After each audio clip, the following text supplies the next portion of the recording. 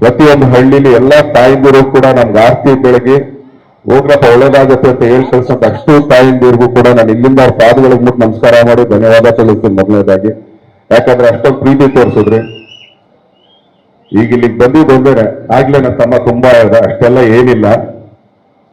ಆ ಯಮ ಕೂಡ ಬಂದ್ ಕರೆದ್ರೆ ಇರಪ್ಪ ನಮ್ಮ ಮುಂದೊಂದೇ ಒಂದು ಕೆಲಸ ಇದೆ, ಅದು ಮುಗಿಸ್ಕೊಂಡೇ ಬರೋದು ನಾನು ಅಂತ ಹೇಳ್ತೀನಿ. ಯಾಕೆಂದ್ರೆ ಆ ಮನೆಗೆ ನಮ್ಗೆ ಅಷ್ಟೊಂದು ಬಾಂಧವ್ಯತೆ ಇರೋದು.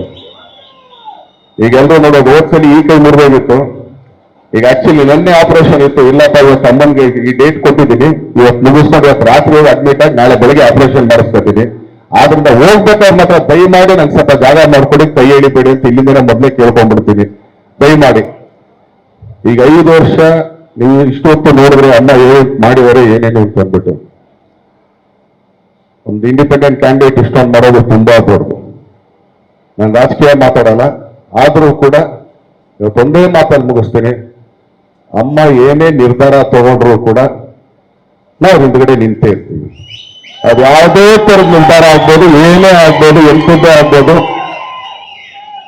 ಯಾಕಂದ್ರೆ ಮನೆ ಮಕ್ಕಳು ಅಂದಾಗ ಮನೆ ಮಕ್ಕಳ ತರಾನೇ ಇರ್ಬೇಕು. ಇವತ್ತು ತಾಯಿ ಅಂತ ನಾಳೆ ಇಲ್ಲಪ್ಪ ನಮ್ಗವ್ರಿಗೂ ಏನು ಸಂಬಂಧ ಇಲ್ಲ ಅಂತ ಹೇಳೋದಲ್ಲ. ಸಾಯೋವರೆಗೂ ತಾಯಿನೇ. ಅಮ್ಮ ಏನ್ ಹೇಳ್ತಾರೋ ಇದಕ್ಕೆ ಮಾಡು ಅಂದ್ರೆ ಕಣ್ಣು ಮುಚ್ಕೊಂಡು ಆಳ್ಬಾಯಿ ಬಿಡು ಅಂದ್ರೆ ಬಿಡಕ್ಕೂ ರೆಡಿನೇ ನಾವು.